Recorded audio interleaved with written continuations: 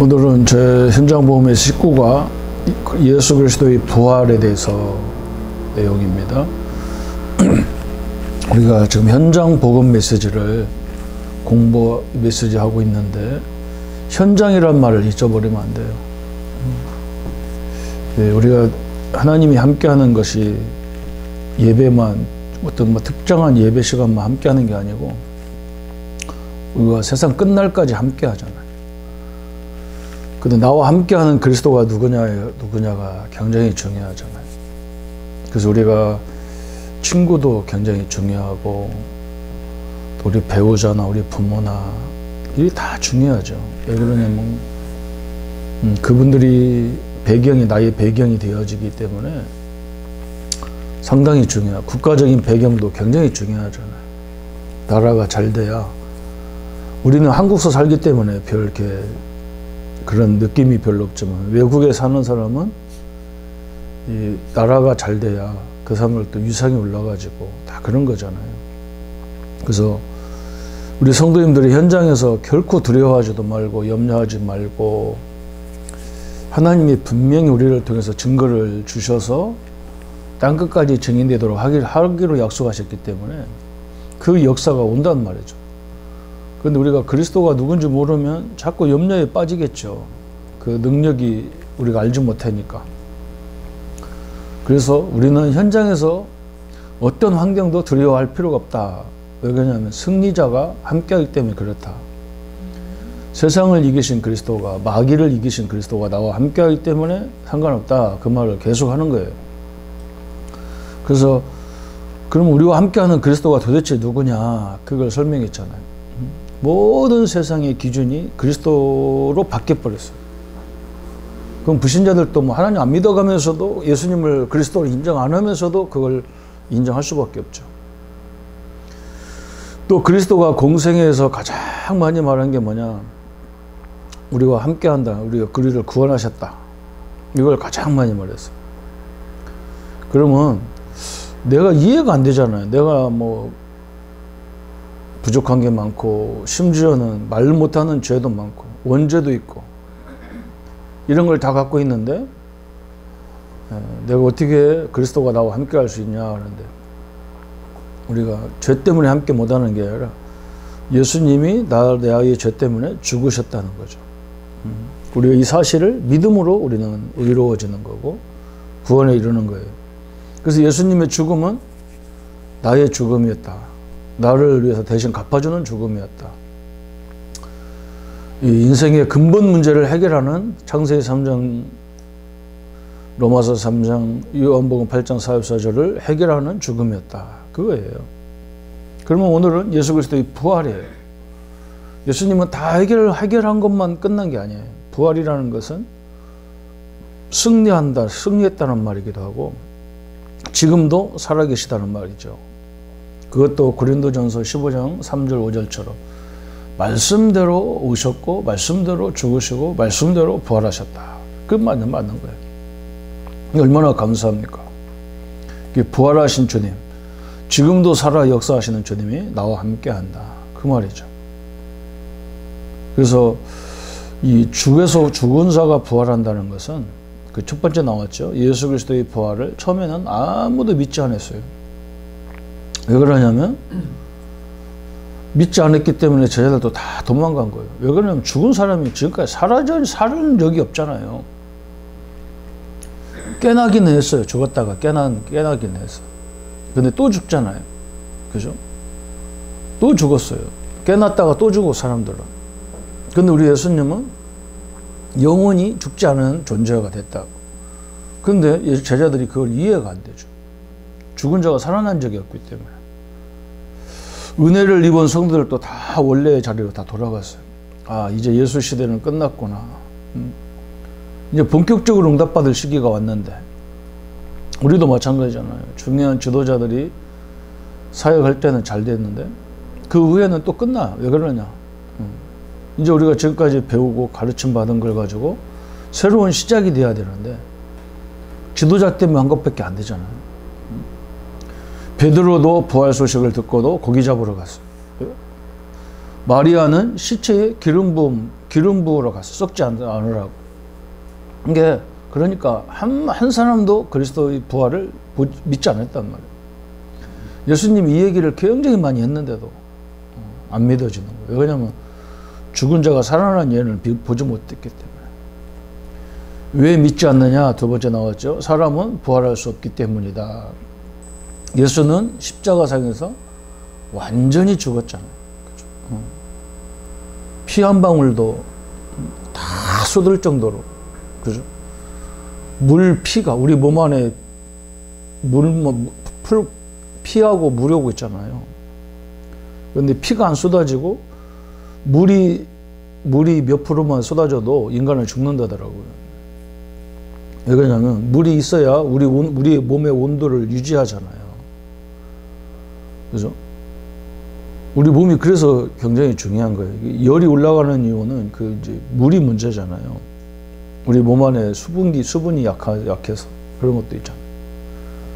그러니까 피를 다 쏟았는데 마지막 창자를 찢어가지고 옆구리를 찢어서 창으로 찢어가지고 마지막 물까지도 다 쏟았는데 그분이 살아났다?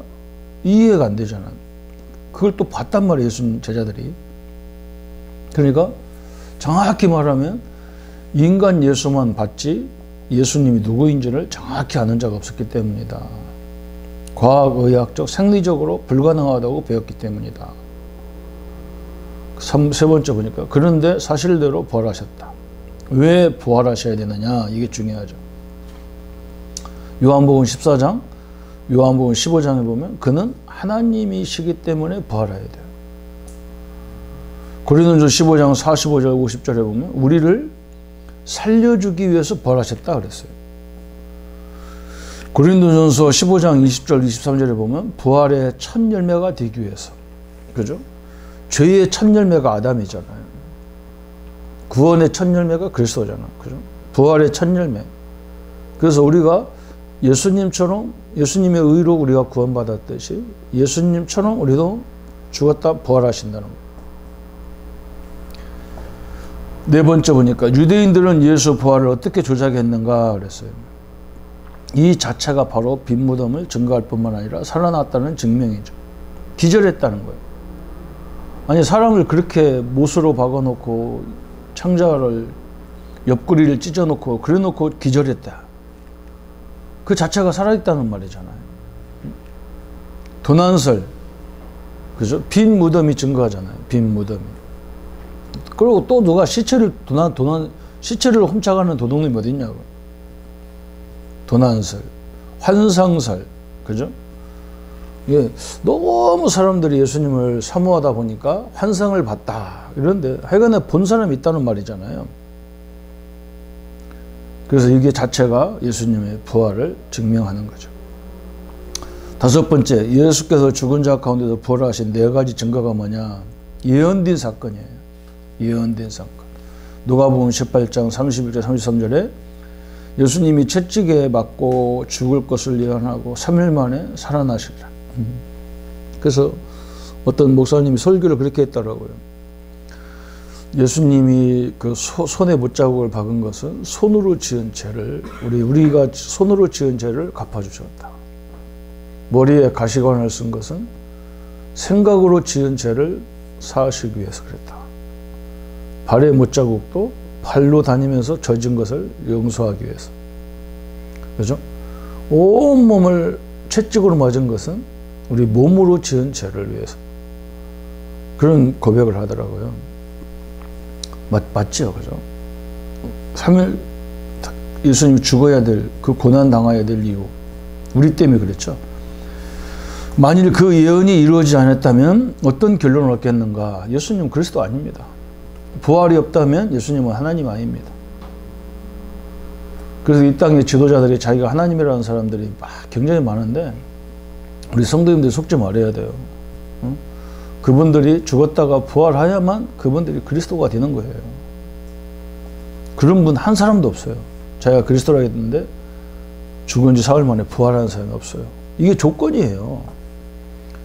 옛날에 저희 모교회에 그 목사였던 사람이 있는데 이단으로 찍혀가지고 제가 태어나기도 전에 우리 교회를 담임했던 목사인데 자기가 그리스도라는 거예요. 재림주라는 거예요. 그래서 자기는 죽은 다음에 부활한다는 거예요. 그래서 우리 교회에서 목사 뭐 거의 교단에서 교회에서 막 이 사람을 쫓아낸 거예요. 하도 헛소리해서 하니까. 근데 이 사람이 어디 가서 목회를 했냐면 지금 저 육군본부가 있는 계룡산 그게 신도안이라는 지역이거든. 계룡산이 있고 그 지역이 신도안. 그 지역에 막 엄청난 종교들이 많아요. 한국의 대표적인 막 귀신 문화는 다 거기 있어요. 얼마나 많이 신도안이잖아요. 거기 육군본부가 거기가 세워지면서 그 사람들 다 대전 바다에 다 내려온 거예요. 귀신 섬기는 사람들이. 이 목사님도 거기다가 기도원을 만들어 놓고 그런 포기 활동을 했는데 이 양반이 그 앞에 그 연못이 있는데 연못에서 수영하다가 죽었잖아. 근데 성도들이 이 양반 3일 만에 부활한다 했으니까 이 충청도 의식이 뭐냐면 사람이 바깥에서 객사해버리면 집으로 데리고 와서 이렇게 장례를 치르는 게 아니고 그 죽은 데서 이렇게 장례를 치르는 거예요. 집에 못 들어간다고. 그러니까 그 제방 뚝에다가 가마니떼기 덮어놓은 거예요. 4일 만에 부활한다고. 부활은 안 하고 그 몸에서 구더기가 나왔다고 그러죠. 참 안타깝죠. 그죠? 성도들이 속으면 안 돼요. 부활하야만 그리스도가 되고 하나님이 되고 재림주가 되는 거예요. 예수님이 죽은 자 가운데서 부활하신 두 번째 증거가 빈 무덤이 증거한다. 예수 친구들이 어떻게 했는가? 세마포로 싸고 돌무덤에 안치하고, 그죠? 완전히 막아놨어요. 원래 유대인들은 무덤을 안 막아요. 그래서 무덤을 막아놓은 사람은 그거 누가 또 들어간다고 거기서. 이게 무덤 장례 문화가 다 다르잖아요. 우리나라 같은 경우도 땅에다 묻는 문화, 이제는 화장을 많이 하잖아요. 유대인들은 굴에다가 이렇게 굴처럼 파가지고 거기다 다 이렇게 모셔놓잖아요. 왜 그러냐면 그 땅이 좋대요. 그 이스라엘 땅은 이 사람이 썩어가지고 흙으로 돌아가면 이 냄새도 안 나고 희한한 땅이라. 이게 거기다 놓고 돌로 막아놓은 거죠. 왜 그러냐면 혹시 부활할 감이 있어서 막아놓은 건데. 근데 무덤이 비어버렸어. 원수들도 어떻게 했냐면 부활한다고 거기 또 지키고 있었잖아. 파수꾼들이. 돌로 임봉하고 돌로 딱딱 막아놨어. 그런데 그 무덤이 열려버렸다니까요. 세 번째 부활의 증거가 세 번째는 본 사람이 증거했어. 실제로 본 사람들, 베드로 12제자 500여 명 성도들이 봤고 야고보 모든 사도 바울도 봤어요. 지금 나도 본 거예요. 우리도. 그렇잖아요. 예수 이름이 증거되는 곳에 흑암이 결박된 거 나는 그거도 봤어요. 그런 거. 그게 부활을 본 거예요. 그게.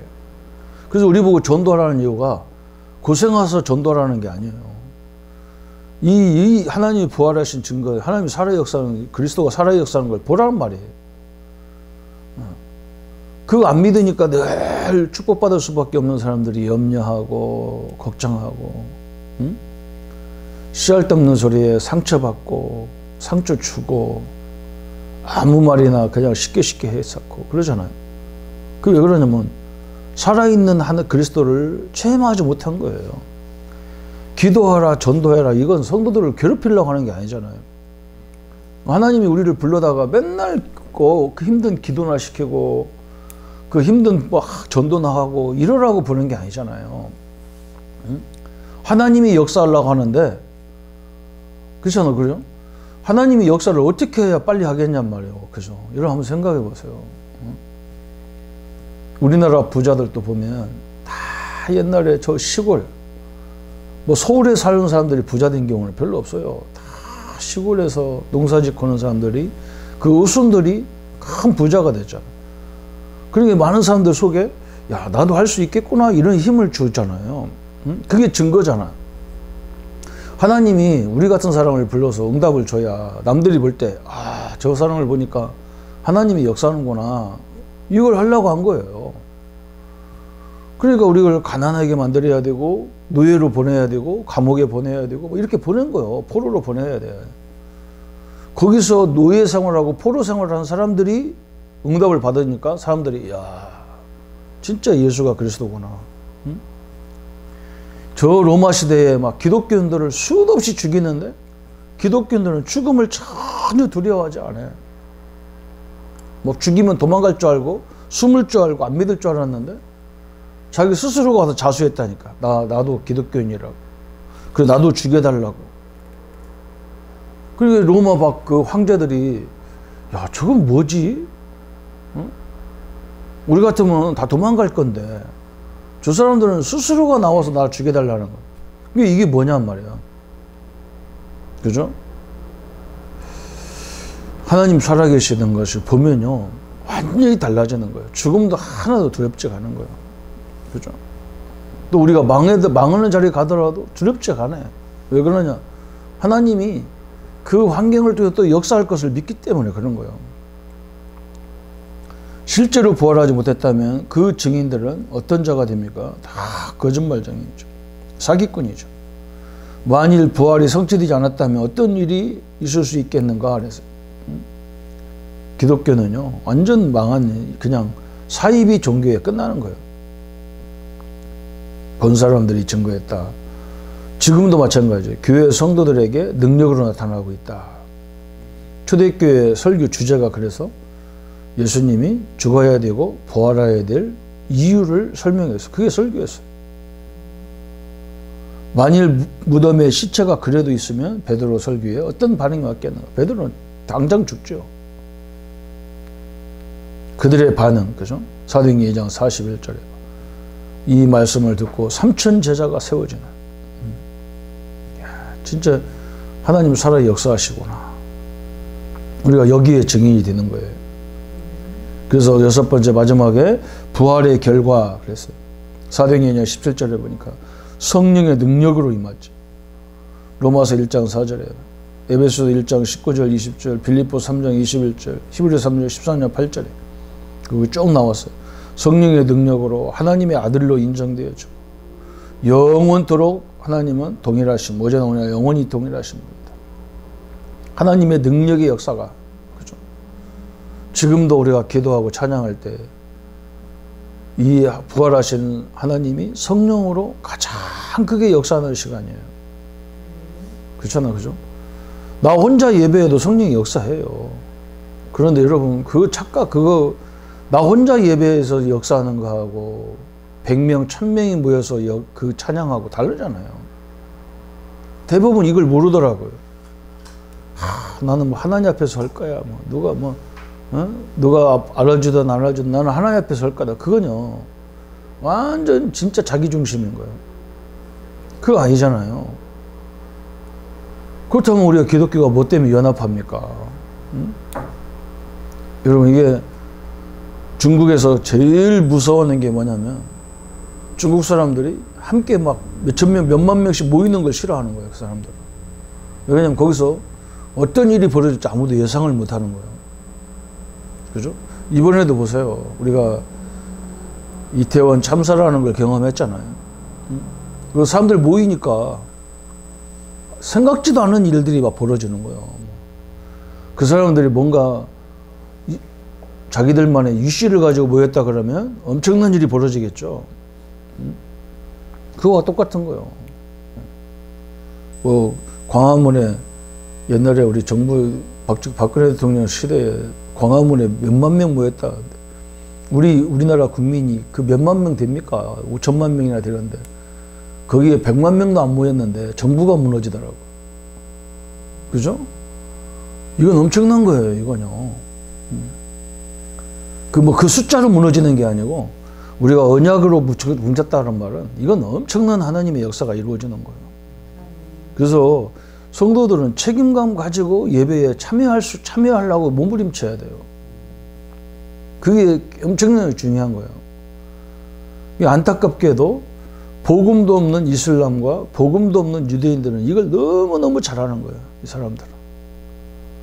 사람들은 막 주일 섬기고 안수기를 섬기는 거 보면 막 완전 제가요 놀랄 정도로 이스라엘 가보면요 완전히 표시가 납니다. 이스라엘 가보면.